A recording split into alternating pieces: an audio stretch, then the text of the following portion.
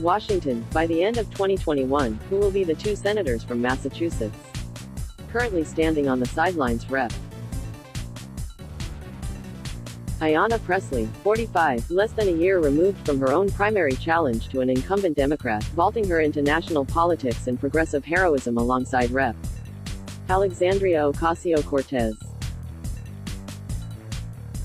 It could be a messy 2 years in one of the bluest states in the country, home to a strong class of young Democrats. Representative Joe Kennedy III, 38, said this week he is considering challenging Senator Ed Markey, 73, who's already announced his re-election campaign, which Sen. Elizabeth Warren has endorsed as she herself runs for president. Should Warren win the Democratic nomination in the presidency, Gov. Charlie Baker, a moderate Republican, would appoint a replacement, but only until the next special election.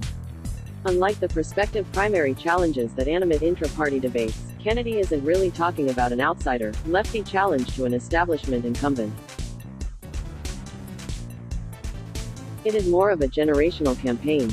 This isn't a decision I'm approaching lightly and, to be completely candid, I wasn't expecting to share my thoughts so soon, he wrote on Facebook on Monday, adding, I hear the folks who say I should wait my turn, but with due respect, I'm not sure this is a moment for waiting. Pressley herself ran for Congress last year on a nearly identical message, change can't wait. She hasn't said anything about what the future holds for her in Massachusetts and whether she might endorse in the race, or even run herself, this time, or if Warren's seat were to open up.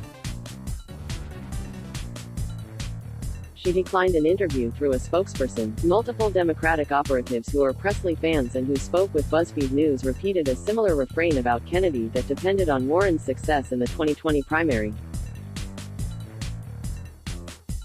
In their telling of the narrative, Kennedy is now seeking to challenge Markey, because if Warren wins the nomination, her seat would ultimately become more competitive and possibly feature another very strong candidate like Pressley.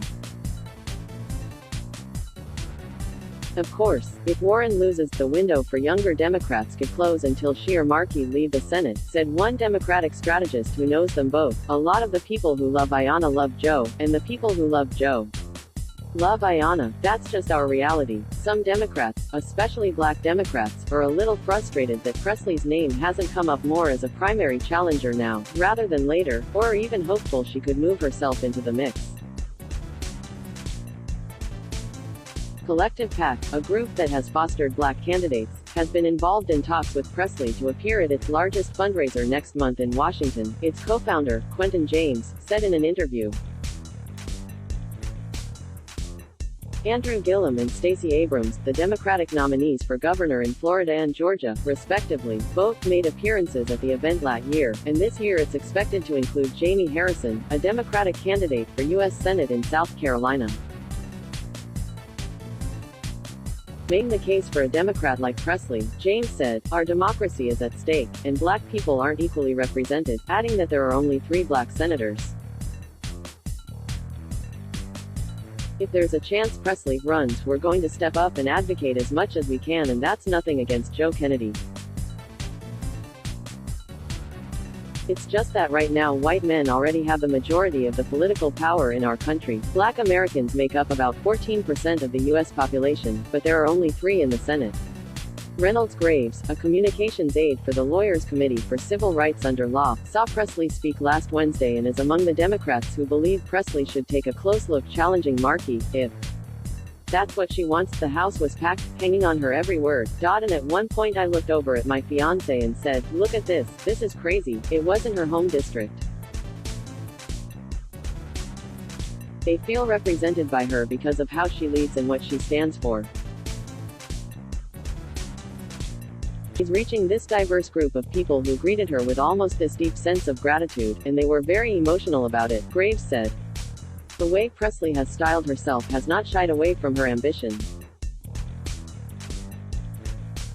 In 2018, she frequently identified a congressional seat in the region as a more national platform for leaders such as John F. Kennedy and Barney Frank.